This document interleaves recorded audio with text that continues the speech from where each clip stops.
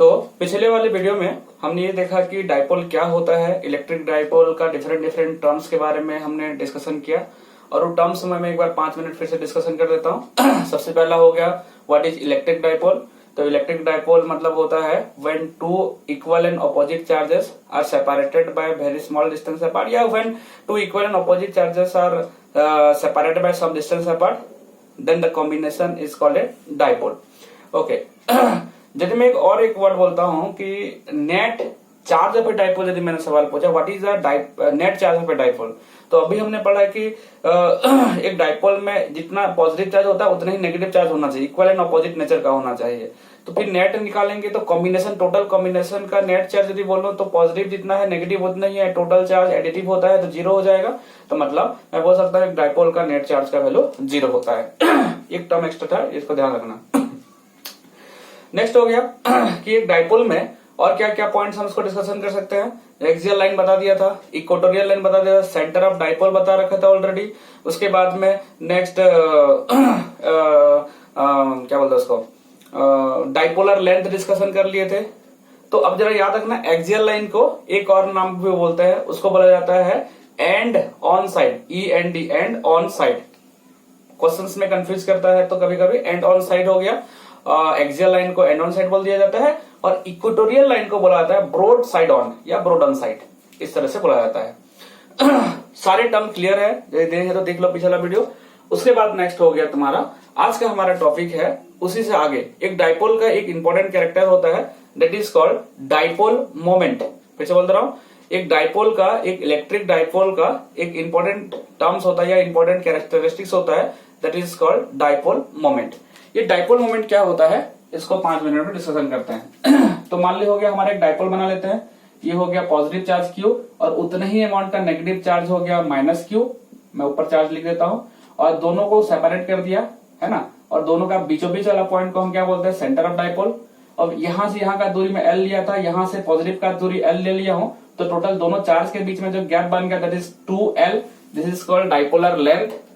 तो ये हमने डाइपोल हमने इमेजिनेशन किया। तो डाइपोलर लेंथ हो गया 2L, और दोनों में से चार्ज का मैग्नीट्यूड पूछा तो दोनों का चार्ज का मैग्नीट्यूड सेम है। मतलब डाइपोल में 2 चार्जेस होते हैं, दोनों का चार्ज का वैल्यू बराबर है, बट नेचर वाइज दोनों अलग बिहेव कर रहा है। एक डाइपोल में ऐसा होता है। तो एक इंपॉर्टेंट पॉइंट आता है, that is called dipole moment.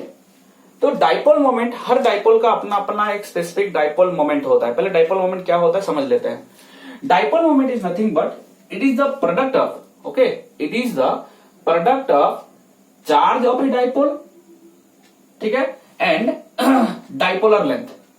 एक डाइपोल का दोनों चार्ज में चार्ज का मैग्नीट्यूड दोनों का सेम होता है। मैं चार्ज ऑफ, नेट चार्ज मैंने वर्ड यूज नहीं किया, मतलब चार्ज ऑफ ए डाइपोल, मतलब आइदर पॉजिटिव चार्ज या नेगेटिव चार्ज, दोनों जो चार्जेस हम यूज कर रहे हैं डाइपोल बनाने के लिए, डाइपोल के लिए, उसमें से कोई भी एक चार्ज, पॉजिटिव चार्ज हम नॉर्मली ले लेते हैं, ठीक है। तो डाइपोल मोमेंट एक ऐसा क्वांटिटी होता है, ये हर डाइपोल का अपना अपना स्पेसिफिक होता है। और ये डाइपोल के लिए, डाइपोल मोमेंट के लिए क्या चाहिए रहता है अपने को, बस इसका फॉर्मूला ये है कि dipole moment is nothing but product of charge value, दोनों में से कोई एक चार्ज का ले लो, क्योंकि मैग्नीट्यूड दोनों सेम ही है तो मैं पॉजिटिव ले लेता हूं, बेटर रहता है, इनटू दोनों का बीच में रहने वाला दूरी 2L। तो dipole moment is nothing but it is the product of charge of the dipole and length, dipolar length.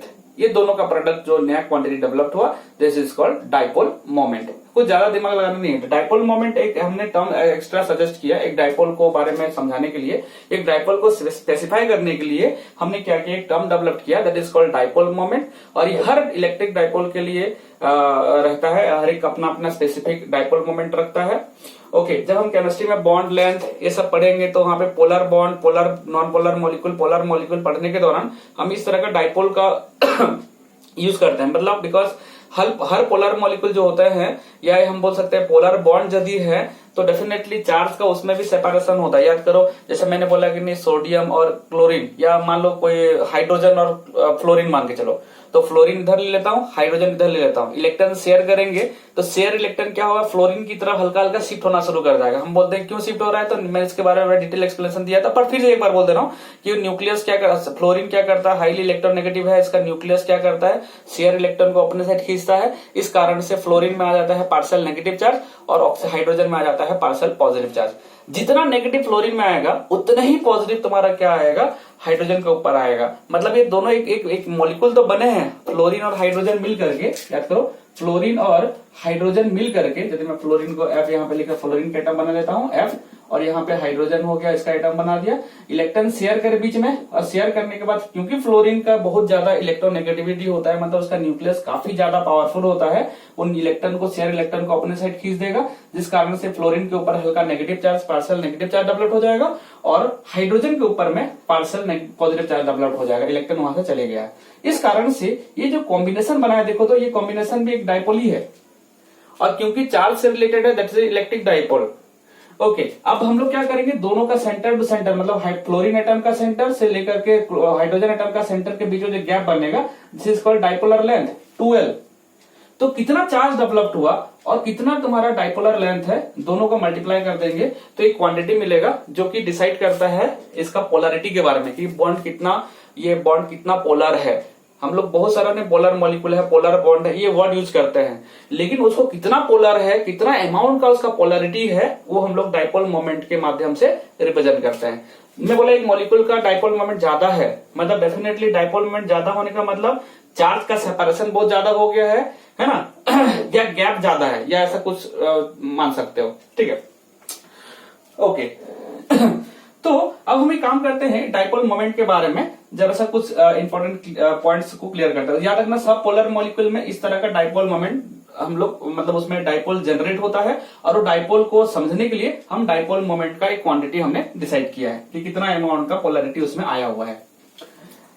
Okay, dipole moment ज्यादा होने का एक ही मतलब हो सकता है कि उसमें चार्ज ज्यादा डिफरेंशिएटेड हो चुका है, चार्ज एक साइड में ज्यादा शिफ्ट हो गया है, मतलब पोलर ज्यादा पोलर वो मतलब हो गया। डाइपोल मोमेंट ज्यादा होना मतलब ज्यादा पोलरिटी को रिप्रेजेंट कर रहा है। ओके, तो डाइपोल मोमेंट के बारे में सबसे पहला पॉइंट हो गया, व्हाट इज डाइपोल मोमेंट। तो dipole moment is nothing but it is the product of, okay, it is the product of charge of a dipole and dipolar length, ठीक है। It is denoted bye, next point में लिखेंगे, it is denoted by P. इसको denote करने के लिए symbol हम लोग पी यूज करते हैं, फिर तुम मत बोलना प्रेशर के लिए पी होता है, मोमेंटम के लिए पी होता है, अरे एक सिंबल है, जस्ट एक सिंबल लिया गया है। तो पी सिंबल हम लोग क्या करने वाले हैं,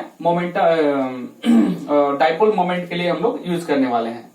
ओके, सेम चीज को हम मैग्नेटिज्म में जब पढ़ेंगे तो यही चीज को, जो उसमें नॉर्थ पोल रहेगा और साउथ पोल रहेगा, पॉइंट पे जरा ध्यान देना।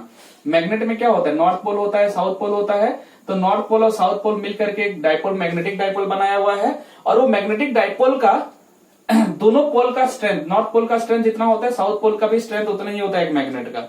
ओके, दोनों के बीच में जो गैप होता है उसे हम बोलते हैं, वही 2L बोल सकते हैं, और इसी को ही हम क्या बोल देते हैं, जो गैप हो गया 2L बोल दिया गया, और एक कॉम्बिनेशन को हम मैग्नेटिक डाइपोल बोलते हैं।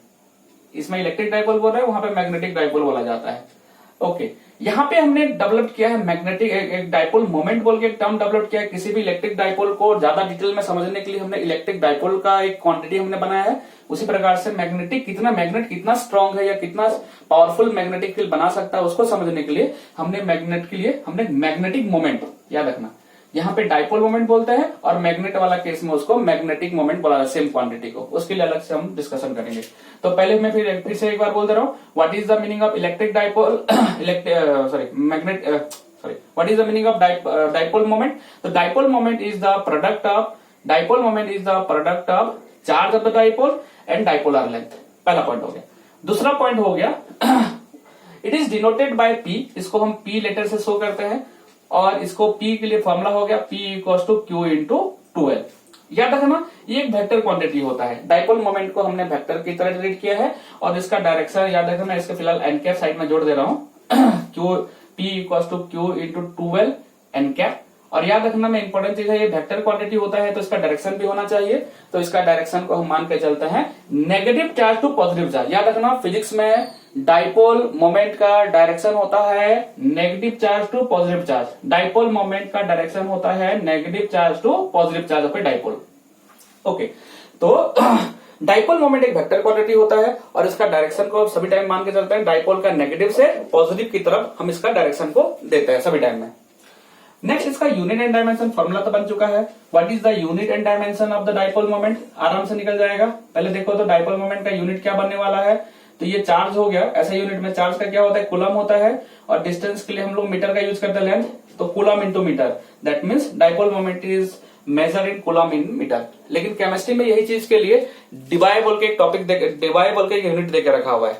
मतलब क्योंकि बहुत छोटा छोटा डिस्टेंस होता है, बहुत छोटा छोटा चार्ज डेवलप्ड होता है, उसके लिए हम बहुत स्मॉल यूनिट हमने डिसाइड करके रखा है डिवाई।